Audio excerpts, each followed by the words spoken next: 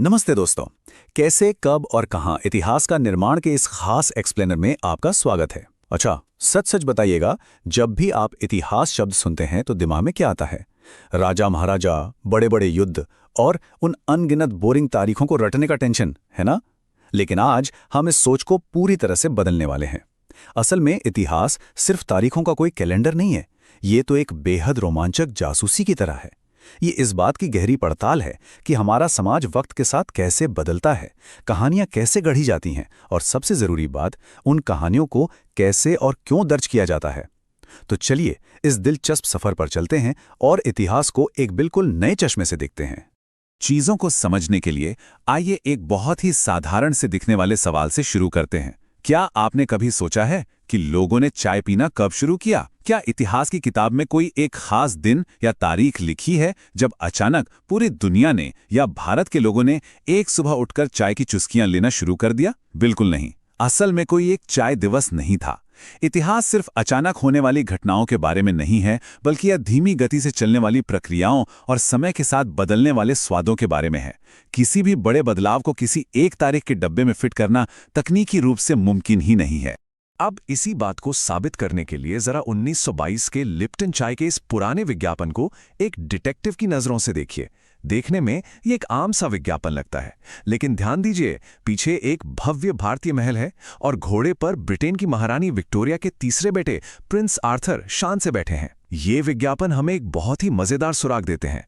ये बताते हैं कि कैसे नए उत्पादों के लिए बाजार तैयार किए गए और समय के साथ धीरे धीरे उन नए स्वादों को लोकप्रिय बनाया गया। इसका सीधा सा मतलब है कि हमारी जो रोजमर्रा की आदतें हैं ना, उनकी जड़ें इतिहास में बहुत गहरी और जटिल हैं, जिन्हें आप किसी एक दिन या साल से बिल्कुल नहीं बांध सकते। तो अब आप शायद सोच रहे होंगे कि अगर हर चीज की कोई फिक्स तारीख नहीं है, तो फिर इतिहास में कौन सी तारीखें मायने रखती हैं? ये पूरी तरह से इस बात पर निर्भर करता है कि हमारा फोकस कहाँ है। पहले के जो ब्रिटिश इतिहासकार थे, उनका पुराना इतिहास सिर्फ गवर्नर जनरलों और वाइसरॉयों के इर्द-गिर्द घूमता था, वॉरेन हेस्टिंग्स से लेकर लॉर्ड माउंटबैटन तक, बस उनकी नीतियां और उनकी उपलब्धियां। लेकिन जैसे ही हमारा ध्यान इस पुराने इतिहास से हटकर नए इतिहास की ओर जाता है, जहां हम ये देखते हैं कि आम लोगों ने अपनी रोजी रोटी कैसे कमाई, बाजार कैसे बने और हमारी संस्कृति कैसे बदली, तो वो पुरानी तारीखें अचानक अपना महत्व खो देती हैं। फोकस बदलते ही घटनाओं का एक बिल्कुल नया सेट ऐतिहासिक रूप से महत्वपूर्ण हो जाता है। फोकस और दृष्टिकोण के इस खेल को समझने के लिए 1782 में जेम्स रेनेल द्वारा बनाए गए नक्शे के इस मुख्य पृष्ठ को देखिए। ये कोई आम चित्र नहीं है। ये इस बात का बेहतरीन सबूत है कि साम्राज्यवादी सोच कैसे गढ़ी जाती थी।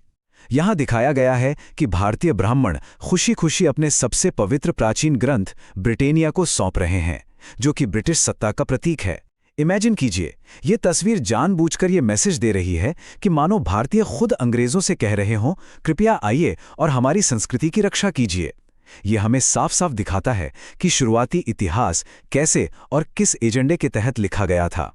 और नैरेटिव सेट करने का ये खेल सिर्फ तस्वीरों तक सीमित नहीं था। इतिहास को अलग अलग कालखंडों या पीरियड्स में कैसे बांटा गया, ये देखना भी कम दिलचस्प नहीं है। 1817 में स्कॉटिश अर्थशास्त्री जेम्स मिल ने भारतीय इतिहास को 3 हिस्सों में बांट दिया, हिंदू, मुस्लिम और ब्रिटिश। लेकिन ये बंटवारा पूरी तरह से गलत था, क्योंकि ये इस बेतुकी धारणा पर आधारित था कि शासक का धर्म ही उस युग की पहचान है, जबकि हम सब जानते हैं कि भारत में हमेशा से कई धर्म एक साथ फलते फूलते रहे हैं। वहीं दूसरी तरफ एक पश्चिमी मॉडल भी है, जो इतिहास को प्राचीन, मध्यकालीन और आधुनिक में बांटता है। ये भी उतना ही प्रॉब्लमैटिक है। क्यों? क्योंकि पश्चिमी देशों में आधुनिक या मॉडर्न होने का मतलब था विज्ञान, स्वतंत्रता और समानता का विकास। लेकिन क्या ब्रिटिश राज में भारत के पास ये सब था? तो फिर इस काल को हम क्या कहें? इसी उलझन को सुलझाने के लिए आधुनिक इतिहासकार एक बहुत ही सटीक शब्द का इस्तेमाल करते हैं, औपनिवेशीकरण यानी कॉलोनाइजेशन। आसान भाषा में कहें तो ये वो दौर है जब एक देश ताकत के जोर पर दूसरे देश को अपने अधीन कर लेता है, जिससे वहां की राजनीति, अर्थव्यवस्था, समाज और संस्कृति सब कुछ बदल जाता है। ये समझना बहुत ही क्रूशल है कि ये दौर किसी भी एंगल से साझा आर्थिक प्रगति का दौर नहीं था। ये वो समय था जब एक पूरे देश की समानता, स्वतंत्रता और स्वाधीनता को पूरी तरह से छीन लिया गया था। अब जाहिर सी बात है, इतने बड़े देश पर ऐसे कब्जा जमाए रखने के लिए एक बहुत विशाल और मजबूत मशीनरी की जरूरत थी। ब्रिटिश प्रशासन का एक पक्का विश्वास था कि अगर किसी देश पर सही से राज करना है तो पहले उस देश को रग-रग से जानना जरूरी है। और बस यहीं से शुरू हुआ सर्वेक्षणों यानी सर्वेस का एक कभी न खत्म होने वाला सिलसिला। राजस्व सर्वेक्षण, जमीन और मिट्टी की क्वालिटी की जांच और 19वीं सदी के अंत तक हर 10 साल में होने वाली जनगणना। और ये लिस्ट यहीं खत्म नहीं होती, इसमें वनस्पति, प्राणी शास्त्र और पुरातत्व सर्वेक्षण भी शामिल थे। जानकारी बटोरने की उनकी ये भूख सच में असीमित थी। जानकारी इकट्ठी तो कर ली, लेकिन उसका किया क्या? इसे समझने के लिए जरा इन दो जगहों की तुलना कीजिए। एक तरफ 1920 के दशक में बना भारत का विशाल राष्ट्रीय अभिलेखागार या नेशनल आर्काइव्स है। इतना भव्य कि इसे वायसराय के महल के बिल्कुल पास बनाया गया था। ये दिखाता है कि प्रशासन के लिए कागजी रिकॉर्ड्स कितने ज्यादा जरूरी थे। और दूसरी तरफ बंगाल में चल रहे एक मैदानी सर्वे का दृश्य है, जहां वैज्ञानिक उपकरणों को जानबूझकर सबसे आगे रखा गया है। ये शानदार इमारतें और ये जमीनी अभियान मिलकर हमें उस विशाल पेपर ट्रेल का एहसास कराते हैं, जहां हर एक छोटे से छोटे निर्देश, योजना और फैसले को खत और मेमो के रूप में बहुत सलीके से सहेजा जाता था। और कमाल की बात तो यह है कि उन्होंने सिर्फ इंसानों और जमीनों का ही रिकॉर्ड नहीं रखा, प्राकृतिक दुनिया भी इस रिकॉर्ड कीपिंग से बच नहीं पाई।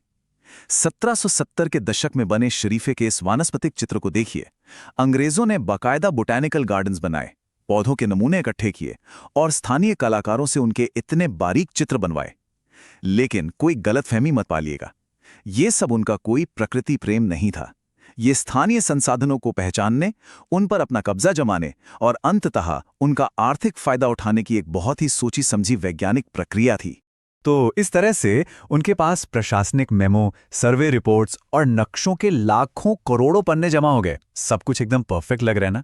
लेकिन एक मिनट रुकिए, यहाँ एक बहुत ही बड़ा सवाल खड़ा होता है। इतने बड़े रिकॉर्ड के पहाड़ में आखिर किसकी आवाज पूरी तरह से गायब है? सच्चाई ये है कि ये सरकारी आर्काइव्स हमें सिर्फ वही बताते हैं जो अधिकारी सोचते थे, जिनमें उनका अपना फायदा था और जिसे वो दुनिया को दिखाना चाहते थे। इस पूरी कागजी भूल भुलैया में देश के आम लोगों, किसानों, मजदूरों और आदिवासियों के विचारों और उनके असली संघर्षों का तो कोई नामो निशानी नहीं है। ये इतिहास के रिकॉर्ड में एक बहुत ही बड़ा और हैरान करने वाला गैप है।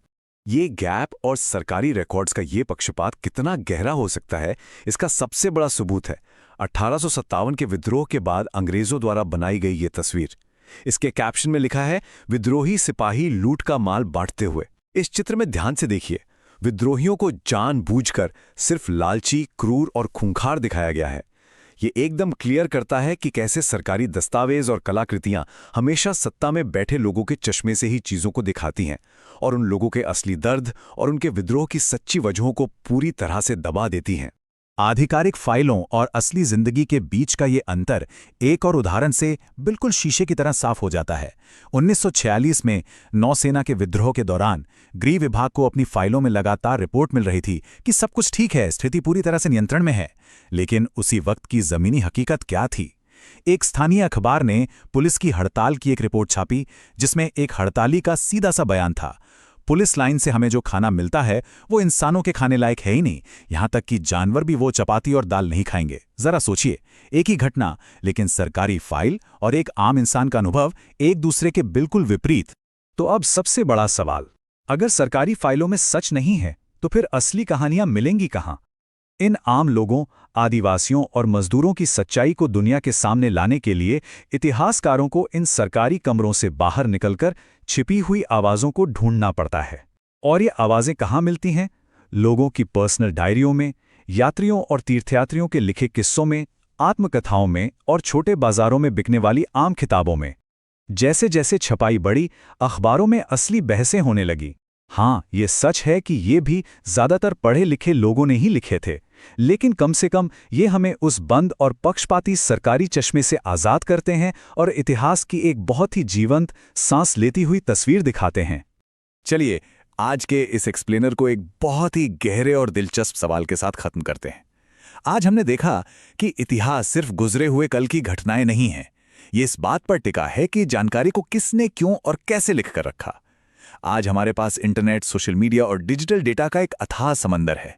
लेकिन जरा एक पल के लिए सोचिए, आज से 100 या 200 साल बाद जब भविष्य के इतिहासकार हमारे आज के दौर की असल जिंदगी और आम आदमी की सच्चाई को खोजना चाहेंगे तो वो कैसे करेंगे?